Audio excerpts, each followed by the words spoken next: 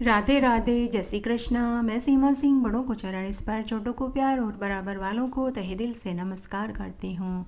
अब हम सावन मास के महात्म्य का 24वां अध्याय सुनते हैं। भगवान महादेव सनत कुमार से बोले कि हे ब्रह्मपुत्र, सावन मास में किसी पवित्र नदी में जो मनुष्य 3 दिन भी स्नान करके मेरी पूजा कर लेता है, उस मनुष्य के उसी क्षण 1000 जन्मों के पापों का नाश हो जाता है। जो मनुष्य सावन मास में प्रातः उठकर नर्मदा के तट पर स्नान करता है, वह सभी बुरे कर्मों से मुक्त होकर मरने के बाद शिवलोक को पाता है। जो सावन मास में तिल, आंवला, बिलपत्र से स्नान करता है, उसके सभी पाप धुल जाते हैं। हे सनत कुमार, सावन मास में जो व्यक्ति मेरे चरणामृत को पीता है और मेरे चरणामृत को सिर पर धारण करता है, उसके जन्म जन्मांतर के पाप मैं भस्म कर देता हूँ। सावन मास में 3 दिन तक पवित्र नदी में स्नान करने मात्र से वह मनुष्य देवता के तुल्य हो जाता है। मात्र स्नान करने से उसे 10 गुना फल मिलता है। जो मेरा स्मरण कर लेता है, उसको 1000 गुना फल मिल जाता है। हे सनत कुमार, सावन मास में सूर्य उदय से पहले उठकर स्नान करके अपनी दह मेरे आश्रित जो कर देता है, उसकी सभी क्रियाएं सफल हो जाती है। उस व्यक्ति को मैं समस्त सिद्धियां सुलभ करा देता हूँ। तब महादेव जी सनत कुमार से आगे बोले कि हे सनत कुमार, सावन मास में मेरी पूजा के साथ पितरों के निमित्त जलाशयों में तर्पण करने का बहुत फल मिलता है। जो मनुष्य सावन मास में जलाशयों पर जाकर देवता और पितरों को जल देकर तृप्त करता है, होम हवन करता है, उसके देवता और पितर संतुष्ट होते हैं, उनको तृप्ति प्राप्त होती है। इस अध्याय में आज मैं आपको उगना महादेव जी की एक पौराणिक कथा सुनाने जा रही हूँ। आइए यह सत्य कथा सुनते हैं। महाकवि विद्यापति मैथिली एक विख्यात कवि थे। वे भगवान महादेव जी के परम भक्त थे। उन्होंने भगवान महादेव पर अनेक कविताएं, छंद, गीत आदि की रचना करी। विद्यापति कवि की भक्ति का अंदाजा इस बात से लगाया जा सकता है कि उनकी भक्ति की शक्ति से प्रभावित होकर खुद महादेव जी उनके घर दास बनकर आए, ताकि उनकी कविताओं, छंदों, गीतों को और रचनाओं को सुन सके। तब महादेव जी महाकवि विद्यापति के घर पहुँचे और उनसे रहने और खाने का ठिकाना मांगा। तब कवि विद्यापति ने पूछा कि अरे भाई, तुम कौन हो, कहाँ से आए हो? तब महादेव जी बोले कि मेरा नाम उगना है। मेरी पत्नी पर्वतिया ने मुझे घर से निकाल दिया है। न तो मेरे पास रहने का ठिकाना है और न ही खाने का। कृपया करके आप मुझे अपने घर में रख लीजिए। आपके घर बाहर के सभी काम कर दिया करूँगा। बदले में आप मुझे अपने घर के एक कोने में रहने का स्थान दे देना। तब विद्यापति को उनके ऊपर दया आ गई। उन्होंने महादेव जी को काम पर रख लिया। तब भगवान महादेव विद्यापति कवि के सभी काम करने लगे। साथ ही गाय भैंसों को चराने जाते, उन्हें नहलाते, दूध दूहते, चारा पानी करते, गोबर पोठा उठाते, खेती के काम में भी हाथ बटाते और रात्रि में भांग पीकर विद्यापति कवि की कविताएं, छंदों, गीतों और रचनाओं को सुनने का आनंद उठाने लगे। तब एक दिन की बात है, विद्यापति कवि व महादेव जी जंगल में किसी काम से जा रहे थे। बहुत तेज गर्मी पड़ रही थी। विद्यापति कवि को पानी की प्यास सताने लगी। तब विद्यापति कवि ने अपने नौकर उगना से कहा कि अरे भाई, प्यास से गला सूख रहा है, आसपास में देख कर आओ, कहीं जल का स्रोत है क्या? तब उगना जल ढूंढने के लिए वन में इधर उधर चला गया, लेकिन उन्हें कहीं भी जल का स्रोत नहीं मिला। तब महादेव जी को एक उपाय सूझा। उन्होंने आगे जाकर अपनी जटाएं खोली और उसमें से गंगा जल से एक लोटा भरा और लाकर विद्यापति कवि को दे दिया। कवि ने जैसे ही पानी पिया तो उन्हें उस जल में गंगा जल का स्वाद आया। उन्होंने अपने नौकर से पूछा कि तुम्हें ये जल कहाँ से मिला?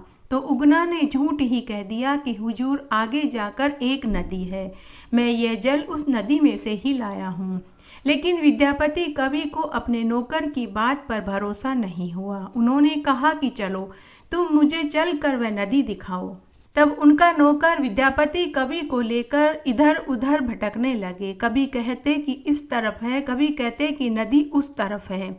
विद्यापति कवि को समझते देर नहीं लगी।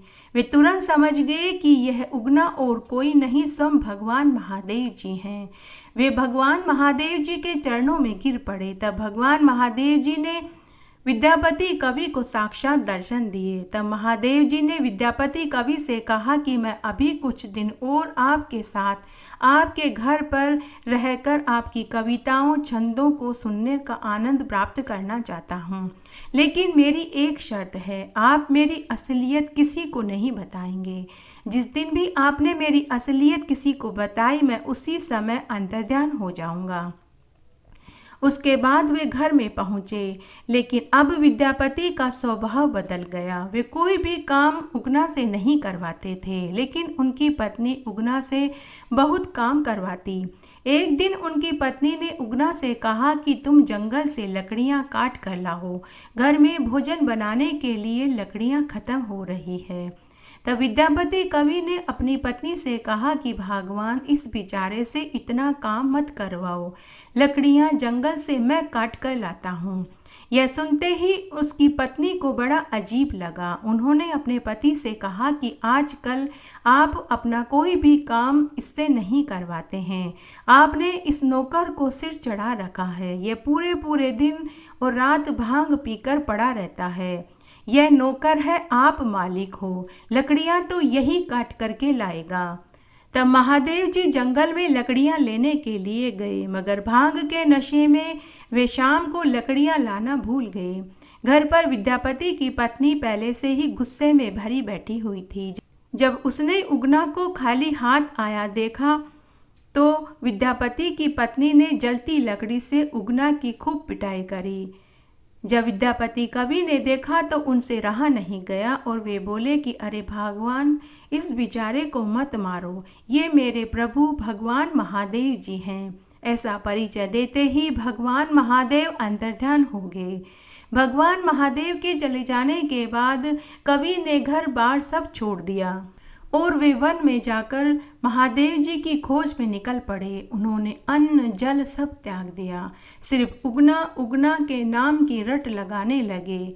उसकी ऐसी भक्ति देखकर महादेव जी ने उन्हें दर्शन दिए और कहा कि अब मैं तुम्हारे साथ नहीं रह सकता, लेकिन मेरा प्रतिबिंब प्रतीक चिन्ह के रूप में हमेशा हमेशा शिवलिंग के रूप में यहाँ विराजमान रहेगा। तभी वहाँ एक शिवलिंग प्रकट हो गया जो उगना महादेव जी के नाम से प्रख्यात हुआ। इस तरह आज मैंने आपको इस अध्याय में उगना महादेव जी की एक पौराणिक कथा सुनाई। आशा करती हूँ यह आपको जरूर पसंद आएगी। तब सनत कुमार महादेव जी से बोले कि हे भगवान, सावन मास में कौन कौन से नियम होते हैं, कृपया आप उसे भी सुनाइए। तब महादेव जी बोले कि हे सनत कुमार, प्रत्येक मनुष्य को सावन मास में मेरी पूजा के साथ ब्राह्मणों को भोजन कराकर दान दक्षिणा जरूर देनी चाहिए, क्षमा सत्य को धारण करे और पूरे सावन मास में मेरे शिवालयों में भजन कीर्तन करे, लोभ चोरी पर निंदा से बचे, ब्रह्मचार्य का पालन करे और सावन मास में एक समय शाकाहारी भोजन करे। जो ऐसा करता है उन्हें अनंत कोटि गुना फल मिलता है। वाणी मन कर्म से दूसरों को दुख न पहुँचावे, सत्य धर्म का पालन करे, कायिक वाचिक मानसिक किसी तरह से भी हिंसा न करे, दूसरे का धन न लेवे, दूसरे का अन्न न खावे। जो मनुष्य सावन मास में इन नियमों को धारण करता है उनके सभी पाप नष्ट हो जाते हैं। सनत कुमार महादेव जी से पूछने लगे कि हे भगवान, सावन मास की अंतिम 5 तिथियां क्यों अधिक महत्वपूर्ण हैं। तब भगवान महादेव बोले कि हे सनत कुमार, हे ब्रह्मपुत्र, सावन मास की द्वादशी चतुर्दशी पूर्णिमा तिथि मुझे सबसे अधिक प्रिय है। ये तिथियां सभी सिद्धियों को देने वाली है। जो मनुष्य इन तिथियों में नर्मदा नदी के तट पर जाकर स्नान जप तप दान करता है उन्हें पूरे सावन मास के स्नान का फल मैं प्रदान कर देता हूँ। जो मनुष्य सावन मास में द्वादशी चतुर्दशी पूर्णिमा के दिन गरीबों योग्य पंडितों को अन्न वस्त्र रुपया दान करता है और भजन कीर्तन करके रात्रि जागरण करता है उन्हें मैं चंद्रलोक का सुख प्रदान कर देता हूँ। इस अध्याय में आज मैं आपको भगवान महादेव के तांडव नृत्य वाली एक कथा सुनाने जा रही हूँ। भगवान महादेव जब क्रोध में होते हैं और जब खुश होते हैं तब दोनों ही परिस्थितियों में तांडव नृत्य करने लगते हैं। भगवान महादेव जब क्रोध में तांडव नृत्य करते हैं तो देवता, ऋषि, मुनि, आकाश, पाताल, पृथ्वी, जल सभी तरफ विनाश का दृश्य पैदा हो जाता है। सभी उनके इस रूप से डर जाते हैं। एक बार माता सती अपने पिता दक्ष के यज्ञ में बिना बुलाए चली गई तो उनको वहां बहुत अपमान सहन करना पड़ा। इससे वे दुखी होकर अग्नि में कूदकर उन्होंने आत्मदाह कर लिया। उस वक्त महादेव जी अत्यंत दुखी और क्रोधित हो गए। तब उन्होंने रुद्र तांडव नृत्य किया, जिसके चलते पूरी सृष्टि में प्रलय हो गया। एक अन्य कथा के अनुसार एक बार रावण महादेव जी से मिलने के लिए कैलाश पर गया। उस समय महादेव जी ध्यान मुद्रा में बैठे हुए थे। महादेव जी को इस बात का मालूम नहीं था कि रावण उनसे मिलने आया है। जब रावण ने महादेव जी को ध्यान मुद्रा में देखा तो रावण महादेव जी को प्रसन्न करने के लिए एक पांव पर खड़े होकर तांडव नृत्य करने लगा। जब बहुत समय तक महादेव जी ध्यान मुद्रा से नहीं उठे तो रावण क्रोधित हो गया और उसने पूरे कैलाश को अपने हाथों पर उठा लिया और तांडव नृत्य करने लगा। इस हलचल से महादेव जी का ध्यान भंग हो गया। तब महादेव जी क्रोधित हो गए और उन्होंने अपना पांव जोर से पर्वत पर पटका तो रावण का हाथ दब गया। रावण दर्द से करहाने लगा, उसका घमंड टूट गया। तब रावण भगवान को खुश करने के लिए शिव तांडव श्रोत गाने लगा। इससे महादेव जी खुश हुए और उन्होंने अपना पांव कैलाश से हटा लिया। एक अन्य कथा के अनुसार महादेव जी माता पार्वती जी को प्रसन्न करने के लिए मंदराचल पर्वत पर तांडव नृत्य करने लगे। उस नृत्य को देखने के लिए कोटि देवी देवता पहुंच गए। सभी ऋषि, मुनि, देवता मंदराचल पर्वत पर महादेव जी का तांडव नृत्य देखने के लिए पहुंच गए। उस समय वहां हजारों बाजे बज रहे थे। चारों तरफ जय ध्वनि गूंज रही थी। बम बम भोले के नारे लग रहे थे। माता पार्वती जी अपनी चारों सखियों के साथ नृत्य का आनंद ले रही थी। हे सनत कुमार, मेरे इस नृत्य को देखने मात्र से सभी मनुष्य सांसारिक मोक्ष को प्राप्त हो जाते हैं। उस समय अनेक रागनियां भगवान शंकर के जरा से इशारे से उत्पन्न हो गई। श्री राग इनका पहला पुत्र जो भगवान के इशारे पर उनका उत्तम गण बन गया। दूसरा राग वसंत जो भगवान की कमर से पैदा हुआ। तो तीसरा पंचम राग जो संसार को शोभित करने वाला था। तीसरा पंचम राग जो महेश्वर के हृदय से उत्पन्न हुआ। नाक से भैरव राग का उत्पन्न हुआ। इसमें मणिपूरक नाम का चक्र 50 वर्ण महेश्वर से पैदा हुए। 12 राशि नक्षत्र संसार के बीज सहित सभी अपनी अपनी जगह उत्पन्न हुए। क्षण मात्र में ही वे बड़े हो गए और फिर इनमें वीर्य संचार होने से छठा राग नट नारायण पैदा हुआ। महेश का प्रिय पुत्र नील राग हुआ। ये राग स्त्रियां सहित शरीर धारण करके प्रकट हो गए। इनकी स्त्रियां शंकर के शिरोभाग से उत्पन्न हुई। उस समय अनेक बाजे बज रहे थे। ब्रह्मा जी मृदंग बजाकर शंकर भगवान को खुश करने लगे।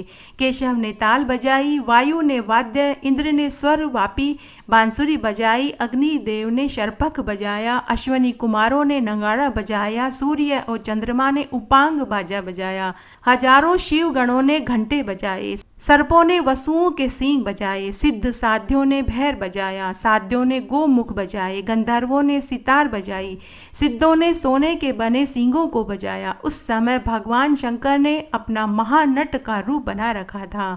सारी जटाएं बिखरी हुई थी, शरीर पर भस्मी लगी हुई थी, 10 भुजाओं में कंकण बंधे हुए थे, चारों सिरों पर मुकुट शोभायमान हो रहा था, गले में सर्पों और मुंडों की माला थी तो कान में बिच्छू पहन रखे थे। इस तरह भगवान शंकर का शरीर शोभायमान हो रहा था। वीणा के स्वरों के साथ बांसुरी तोमर की आवाजें गुंजायमान हो रही थी। ताल नगारे ढोल बज रहे थे। विश्वावसु नारद तुम्बुर अनेक हजारों गंधर्व मीठा स्वर में गीत गा रहे थे। भगवान महादेव के पैरों की धमक से 7 पर्वत गूंज उठे। उनके घूमने पर नगर पर्वत पूरी पृथ्वी घूमने लगी। उस समय 84 हर्टकों को भगवान शंकर ने रचा। उनके मस्तक से सून वेदागण गंधर्व पैदा हुआ। ये सभी महान गायक हुए। सभी देवी देवता ऋषि मुनि आश्चर्य से तांडव नृत्य देख रहे थे तो आकाश से देवता फूलों की बरसात कर रहे थे। तब माता पार्वती भगवान शंकर से बोली कि हे देव, हे देवों के देव, हे शिरोमणि, हे महादेव जी, हम आपको नमस्कार करते हैं। आप संसार को धारण करने वाले हैं। अजपाद ब्रह्म गर्भ तुम्हें नमस्कार है। हे नीलग्रीव श्वेत भस्मधारी, 5 मुखों वाले, लिंगाकार साकार रूप वाले, हजारों नेत्रों वाले, अंधकासुर को मोक्ष देने वाले पशुपति भगवान तुम्हें नमस्कार है। अग्निमुख सर्वप्रथम भव रूप, निराकार ब्रह्म रूप, मूर्तिमान शिव रूप, उग्र रूप, त्रिपुरांतक अघोर रूप, हे शंकर भगवान आपको नमस्कार है। ईशान पंचमुख खप्परधारी, त्रिनेत्र, दक्ष के यज्ञ को विध्वंस करने वाले, मृग व्याध रूप, धर्म रूप, काल चक्र चक्रधारी, महापुरुषों में पूज्य, भूत गणों के स्वामी, हे भगवान शंकर आपको नमस्कार है। गंगा को धारण करने वाले, पवित्र करने वाले, भवानी को प्रसन्न करने वाले, संसार को प्रसन्न करने वाले, हे ब्रह्मरूप शंकर तुम्हें नमस्कार है। सभी सतों गुणों से भी परे, सूक्ष्म रूप, विराट रूप, महान स्वरूप, चिता भस्मधारी, वैराग्य रूप, कामदेव को भस्म करने वाले, हे देव आपको नमस्कार है। हे देव हम आपसे क्षमा चाहते हैं। हे विष्णुपते मैं आपके सामने मस्तक झुकाती हूँ, अब आप मुझ पर प्रसन्न हो जाइए। भगवान महादेव सनत कुमार से बोले कि हे सनत कुमार, जो कोई भी मनुष्य मेरे इस महात्म्य को, मेरे इस चरित्र को पढ़ेगा सुनेगा, उस मनुष्य की 7 पीढ़ियां मानसिक पापों को धोकर ब्रह्म रूप में हो जाएंगी। जो मनुष्य मेरे इस अध्याय को पढ़ेगा सुनेगा, उसे परम गति की प्राप्ति होगी। जो मनुष्य इस कथा को आधा या आधे का भी आधा सुनेगा, उसे मरने के बाद शिवलोक की प्राप्ति होगी, इसमें कोई संदेह नहीं है। सावन मास के इस अध्याय में मैं आज आपको एक छोटी सी कहानी सुनाने जा रही हूँ। एक बार बहुत छोटा सा गांव था। उस गांव में एक टूटी फूटी झोपड़ी में एक गरीब बुढ़िया रहती थी। उसी की झोपड़ी के बगल में एक अमीर बुढ़िया हवेली नुमा मकान में रहती थी। दोनों ही महादेव भगवान की परम भक्त थी। दोनों ही रोज महादेव के मंदिर में पूजा करने जाती थी। गरीब बुढ़िया रोज 1 लोटा जल लेकर महादेव जी के मंदिर में शिवलिंग पर जल चढ़ाती, तो अमीर बुढ़िया रोज थाली में पूजा की सभी सामग्रियां लेकर पूजा करने जाती थी। तब एक बार की बात है, सावन का महीना था। गरीब बुढ़िया रोज की तरह जल का लोटा लेकर मंदिर जा रही थी, तो अमीर बुढ़िया भी पूजा की थाली लेकर जा रही थी। संयोगवश दोनों का मिलन हो गया। तब अमीर बुढ़िया गरीब बुढ़िया से बोली कि बहन, सावन का महीना चल रहा है, तुमने तो मात्र जल का लोटा ही पूजा के लिए लिया है, सामान क्यों नहीं लिया? तो गरीब बुढ़िया ने कहा कि बहन, मैं बहुत गरीब हूँ, मेरे पास पूजा का सामान खरीदने के लिए रुपया पैसा नहीं है। तो अमीर बुढ़िया दिल की बहुत ही नेक महिला थी। उसने कहा कि बहन, तुम रोज मेरी पूजा की थाली में से पूजा का सामान लेकर शिवलिंग की पूजा कर लेना। बहन, कल से हम दोनों साथ ही पूजा करने चलेंगे। इस तरह दोनों बुढ़िया पूरे सावन मास में एक साथ मंदिर जाने लगी। गरीब बुढ़िया अमीर बुढ़िया की थाली में से फूल, बेलपत्र, धतूरा, आंकड़े का फूल, कच्चा दूध, दही, शहद, मिश्री और गंगाजल मिला पंचामृत लेकर भगवान महादेव के शिवलिंग पर चढ़ाने लगी। इस तरह पूरा सावन का महीना बीत गया। समय बीतने लगा। तब एक दिन की बात है, इसे संयोग ही कहना चाहिए कि दोनों ही बुढ़ियाओं की एक ही दिन मृत्यु हो गई। तब उन्हें लेने के लिए यमदूत नहीं बल्कि शिवगण देव विमान लेकर पहुंचे। दोनों को ही शिवलोक का वास मिला, परंतु उन दोनों में से उस अमीर बुढ़िया को माता पार्वती जी की सखी बनने का सौभाग्य प्राप्त हुआ, क्योंकि उसने अपनी पूजा की थाली में से पूजा का सामान गरीब बुढ़िया को पूरे सावन मास में दिया था। यह एक चमत्कारी घटना है। अगर आपके साथ भी कभी ऐसा हो कि किसी भक्त के पास पूजा का सामान न हो, तो आप भी उसे पूजा का सामान देकर माता पार्वती जी की सखी, और अगर पुरुष है तो भगवान महादेव का गण बनने का सौभाग्य जरूर प्राप्त करें। भगवान महादेव ने कहा कि हे ब्रह्मपुत्र, प्राचीन काल में एक बार पृथ्वी दैत्यों के भार से व्याकुल हो गई और ब्रह्मा जी के शरण में जा पहुंची। ब्रह्मा जी के मुख से प्रार्थना सुनकर भगवान प्रकट होकर कहने लगे कि हे देवताओं, आप किसी भी प्रकार से भयभीत मत होइए। वसुदेव और देवकी के घर मैं अवतार लेकर पृथ्वी के सारे संकटों को हर लूँगा, इसलिए सभी देवता पृथ्वी पर यादवों के रूप में प्रकट हो जाओ। इतना कहकर भगवान विष्णु अंतर्ध्यान हो गए। बाद में देवकी के गर्भ से जन्म लेने पर वसुदेव ने कंस के भय से उन्हें गोकुल में रखा, जहाँ भगवान बड़े हुए तथा मथुरा आकर सारे गणों के सहित कंस का वध कर दिया। उसके बाद सारे नगर वासियों ने श्री कृष्ण भगवान के पास जाकर स्तुति करी कि हे प्रभु, हे भक्त वत्सल, आपके जन्म के विषय में हम कुछ नहीं जानते, इसलिए आप इसके विषय में हमें बताइए, जिससे हम उसे उत्सव के रूप में मना सकें। इस प्रकार से भगवान श्री कृष्ण ने उनकी अपार श्रद्धा भक्ति देखकर जन्मदिन का वृतांत उनको सुनाया। व्रत के प्रभाव स्वरूप भगवान ने व्रत करने वालों को अनेक वरदान दिए। इसके संबंध में एक प्राचीन कथा है, हे सनत कुमार, वह मैं तुम्हें सुनाता हूँ, तुम ध्यान से सुनो। अंग देश में मितजित नामक एक राजा था। उसके पुत्र का नाम महासेन था। वह अत्यंत ही धर्मात्मा, प्रजापालक, सदैव विजय होने वाला था और धन प्राप्त करने वाला था, किंतु भाग्यवश वह बुरी संगति का शिकार हो गया। वह शास्त्रों, पुराणों और पंडितों, महात्माओं की निंदा करने लगा। तब हे सनत कुमार, काल से प्रेरित वह मृत्यु को प्राप्त हुआ, तो अपने कर्मों के कारण वह प्रेत योनि में पैदा हो गया। एक बार वह प्रेत मथुरा नगरी में एक वेश्या के शरीर में प्रवेश कर गया। तब मथुरा नगरी के रक्षकों ने उस प्रेत को वेश्या के शरीर से बाहर निकाल दिया। वह प्रेत मथुरा नगरी में इधर उधर ऋषि मुनियों के आश्रमों में भटकने लगा। भाग्यवश कृष्ण जन्माष्टमी के दिन मथुरा नगरी के सभी ऋषि मुनि विधि विधान से भगवान श्री कृष्ण की पूजा पाठ अर्चना कर रहे थे। सभी ऋषि मुनि आश्रमों में कीर्तन कर रहे थे और कृष्ण जन्माष्टमी उत्सव को मना रहे थे और रात्रि जागरण कर रहे थे। भगवान श्री कृष्ण की कथा कहानियों को सुन रहे थे। तब उस प्रेत ने भी भगवान श्री कृष्ण की कथा कहानियों को सुना। उन कथा कहानियों को वह प्रेत भी सुन रहा था, जिसके फलस्वरूप वह प्रेत अपने जीवन भर के समस्त पापों से मुक्त हो गया और उस देह को त्याग कर उसने एक सुंदर देह धारण कर ली। तभी विष्णु दूत देव विमान लेकर वहां आए और वह प्रेत जिसने सुंदर देह धारण कर ली थी, वह सुंदर अलौकिक कीमती आभूषण और वस्त्र पहनकर उस विमान में बैठकर विष्णु लोक की ओर प्रस्थान कर गया। हे सनत कुमार, कृष्ण जन्माष्टमी के दिन रात्रि जागरण, भजन कीर्तन और कथा कहानियों को सुनने से उस प्रेत को मुक्ति मिल गई। जन्माष्टमी व्रत के प्रभाव से मनुष्य इस जीवन के समस्त भोगों को भोगकर मरने के बाद मोक्ष को पाता है। इसलिए हे ब्रह्मपुत्र, समस्त लोकों में किए जाने वाले इस व्रत को शास्त्रों में नित्य व्रत का नाम दिया है। ज्ञानी पुरुषों के अनुसार यह व्रत विधि विधान पूर्वक करना चाहिए।